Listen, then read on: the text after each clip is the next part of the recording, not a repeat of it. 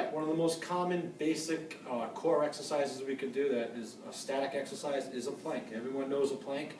A couple key points that we want to make sure to do this correct and effectively, and then I'll show you guys a couple progressions. So first and foremost, we want to do a plank with the palms facing up, legs out, and pretend you're almost standing up. So we don't want to see the hips too high, we don't want to see the hips too low. We want to create tension in the body, squeezing the glutes, squeezing the abdominals, and by making this a little bit harder, we can pull away at the mat.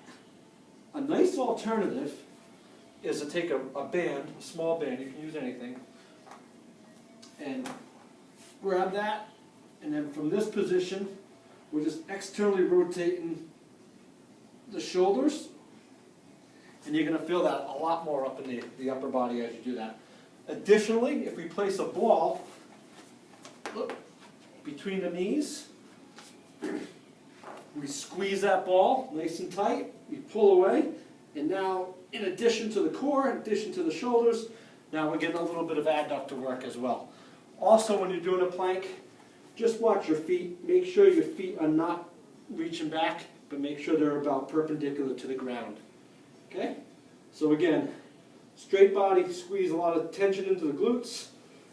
Pretend you're getting whacked in the tummy to create a lot of tension there, and that'd be a much more effective way than doing a plank of, say, that, which sometimes we see.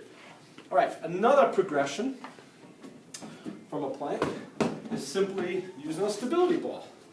The higher the ball, the easier this is. Lower the ball, the much more difficult this is. So what we're going to do is we're going to put our elbows on the ball, and essentially we're going to hold the same, do the same thing we just did. So squeezing nice and tight.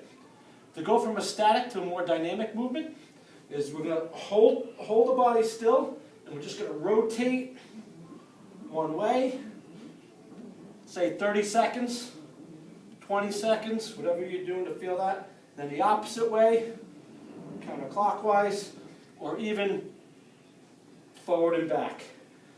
The key to that plank is really just stabilizing the body, making sure that the body is not rotating with the ball. Okay?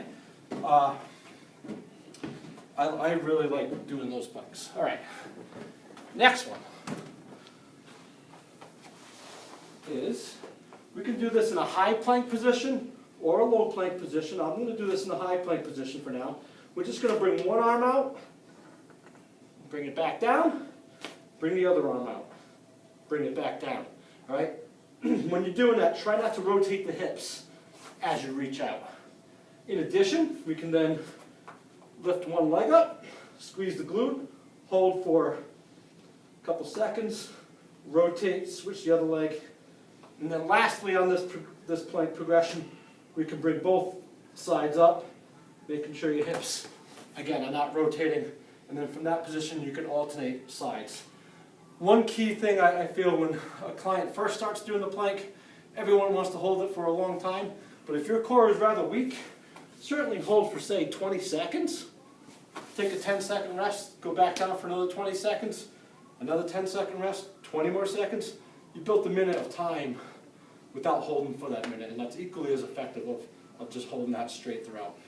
If you're holding planks, I feel, for 3, 4, 5 minutes, I think there's opportunity to challenge yourself a little bit more, whether that's putting on a weight vest, putting a weight in the back, or progressing like we just did.